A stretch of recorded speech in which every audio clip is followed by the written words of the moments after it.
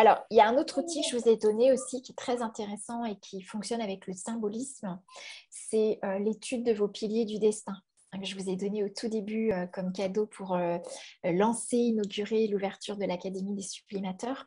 Et ça, on pourra effectivement le prendre. Alors, ça peut être dans des séances de coaching comme aujourd'hui, où là, on va prendre le temps de regarder un aspect de vos piliers.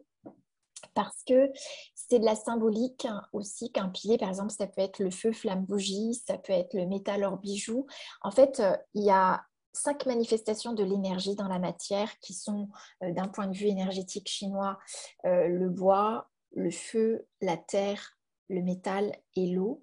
Et en fait, il y a différentes qualités d'eau, de feu, de terre, de métal et de bois. Et en fait, les différentes qualités, par exemple, d'arbres, que ce soit le bois seul pleureur à la plaine ou que ce soit un bois peint, Ouais, etc., du bois, qui donne aussi cette notion du mouvement de l'énergie. C'est-à-dire, c'est une attitude, une posture, une influence, une relation avec l'environnement et avec nous-mêmes. Et cette symbolique, elle éveille aussi beaucoup la conscience de notre énergie. Et ça, c'est extrêmement intéressant. Et la symbolique est importante parce que ça ne nous met pas dans une étiquette ou un cadre dans lequel on est enfermé. La symbolique, elle inclut toujours le mouvement d'une énergie.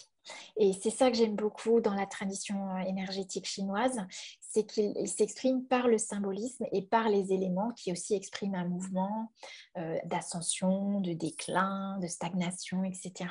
Donc je trouve que c'est tellement différent d'aborder ce que nous sommes, qui on est dans la dynamique du mouvement, plutôt que dans l'étiquette où je suis comme ça, mais si je suis comme ça, est-ce que je peux changer? Et en cela, je trouve que c'est vraiment un cadeau de se découvrir à travers la symbolique et le mouvement énergétique de soi. Donc, les piliers du destin, c'est un vrai cadeau pour se connaître.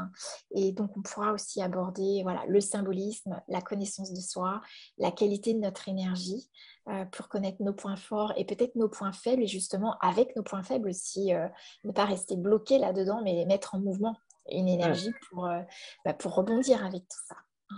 Donc voilà, c'est aussi la dynamique du symbolisme, c'est pour ça que j'en parle. Et puis parce que comme j'ai vu qu'il n'y avait pas forcément de questions, que j'ai pas reçu de questions en tout cas par mail, je me suis dit, bah, ça va être l'occasion de regarder un pilier. Ça peut être intéressant justement. Ouais.